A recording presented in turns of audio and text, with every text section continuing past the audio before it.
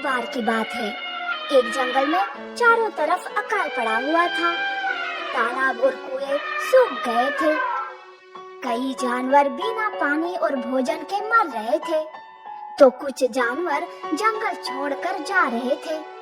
उन्हीं में से थी एक गर्भवती हथनी, जो कि जंगल छोड़कर जाने का सोच रही थी। लगता है मुझे भी ये जंगल छोड़कर जाना पड़ेगा। अगर यही रहा तो मैं यहाँ भूख और प्यास के मर जाऊंगी। मेरे बच्चे की जान भी जा सकती है इसमें। नहीं नहीं, मैं अपने बच्चे को कुछ नहीं होने दूंगी। ये सोचकर हथनी दूसरे जंगल की ओर निकल पड़ती है। बिना भोजन और पानी के हथनी कमजोर हो गई थी। वो चल भी नहीं पा रही थी। वो जैसे तैसे पास के जंगल चली जाती है। वो एक बच्चे को जन्म देती है। हथनी अपने बच्चे को देख बहुत खुश होती है, पर उसकी खुशी ज्यादा देर रुक नहीं पाई कि वहाँ एक खूंखार भेड़िया आता है। भेड़िया हथनी के बच्चे को देखकर कहता है, अरे वाह, हथनी का बच्चा, इसका मांस तो बड़ा ही नरम होगा। बिना मेहनत किए शिकार मिल गया। ये सुनकर हथनी के पैरों तले जमीन खिसक जाती है। एक तो उसने बच्चे को जन्म दिया और ऊपर से बिना पानी और भोजन के वो बहुत कमजोर हो गई थी। तब वो भेड़िए से कहती है, सुनो भेड़िए, मेरे बच्चे को छोड़ दो। वो तो अभी इस दुनिया में आया है ना, प्लीज उसे छोड़ दो। मैं क्या तुम्हें पागल लगता हूँ जो हाथ आए भोजन को छोड़ दूं? भेड़िया बहुत ही निर्दयी था। उसे हथनी पर बिल्कुल भी रहम नहीं आता और वो उसके बच्चे को मारकर खा जाता है। अपने बच्चे को आंखों के सामने मरा देख हथनी जोर जोर से पुकारते हुए रोने लगती है कि तभी वहाँ एक मादा हिप्पो आती है। हथनी बहन रो मत, एक माँ होने के नाते मैं तुम्हारे दर्द को समझ सकती हूँ। उस जालिम ने मेरे बच्चे को भी मार डाला। पता नहीं ये खूनी भेड़िया कहाँ से हमारे जंगल में आ गया है। इसने कई सारे जानवर को मार डाला है। हमारे जंगल के राजा शेर और उनकी शेरनी को उसी ने धोखे से कैद कर लिया है। शेरनी गर्भवती है। भेड़िया उन्हें ना खाने को देता है और ना पीने को। अरे ये कैसा जालिम है। इसे तो जीने का कोई हक नहीं है। देखना, एक ना एक दिन इसका अंत बहुत ही दर्दनाक होगा। यूं हथनी और हिप्पो अच्छे दोस्त बन जाते हैं। हथनी धीरे धीरे अपने आप को मजबूत कर लेती है। दूसरी ओर भेड़िया ना तो बच्चों को छोड़ रहा था और ना ही बड़ों को।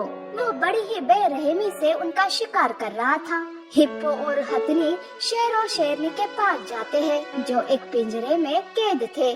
शेरनी एक बच्चे को जन्म देती है। वो अपने बच्चे को देखकर खुश होती है और साथ ही साथ फूट फूट कर रोने लगती है। वो हथनी और हिप्पो से कहती है, बहन, मेरे बच्चे को यहाँ से ले जाओ।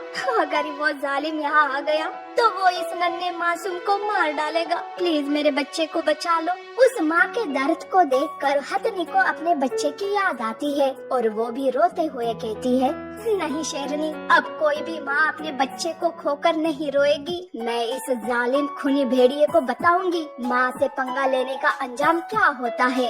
हथनी एक प्लान बनाती है। वो शेरनी के बच्चे को ले जाती है। खूनी भेड़िए को जब ये बात पता चलती है तो वो गुस्से से आग बबूला हो जाता है। वो हथनी और हिप्पो को ढूंढते हुए निकलता है। रास्ते में खूनी भेड़िए को एक गुफा के बाहर हिप्पो खड़ी नजर आती है। अरे ओ हिप्पो, चौंक गई मुझे देखकर। तुम लोगों ने क्या समझा कि तुम और हथनी शेरनी के बच्चे को बचा लोगे? मैं ना तुम्हें छोड़ूंगा और ना उस शेरनी के बच्चे को। देखो भेड़िए, ये तुम अच्छा नहीं कर रहे हो। वो छोटा मासूम है, उसे छोड़ दो। इतने में वहाँ हथनी आती है। अरे ओ भेड़िए, तूने तो मेरे बच्चे को खा लिया ना। उस वक्त मैं कमजोर थी, पर अब मैं तुझे इस मासूम को खाने नहीं दूंगी। चला जा यहाँ से। तुम मेरा कुछ नहीं बिगाड़ सकती। इस जंगल में सबसे ताकतवर मैं हूँ। मैं उस शेरनी के बच्चे को खाकर ही रहूंगा, और वो भी तुम्हारे सामने। हट जाओ मेरे रास्ते से। हथनी भेड़िए को रोकने का नाटक करती है, पर भेड़िया हथनी को हटाकर गुफा में चला जाता है। तुरंत हथनी और हिप्पो गुफा के बाहर एक बड़े से पत्थर को लगा देते हैं। खूनी भेड़िया बाहर निकल नहीं पाता। वो गुस्से से चिल्लाने लगता है, अरे ओ हथनी, इस पत्थर को हटा यहाँ से, मेरा दम घुट रहा है। खूनी भेड़िया चिल्लाता रहा। वो बिना पानी और भोजन के तड़प तड़प कर गुफा में ही मर गया। हथनी का प्लान कामयाब हो गया। शेर, शेरनी और जंगल के बाकी के जानवर हथनी का धन्यवाद करते हैं। यूं हथनी बाकी जानवरों के साथ उसी जंगल में खुशी खुशी जीवन गुजारने लगती है।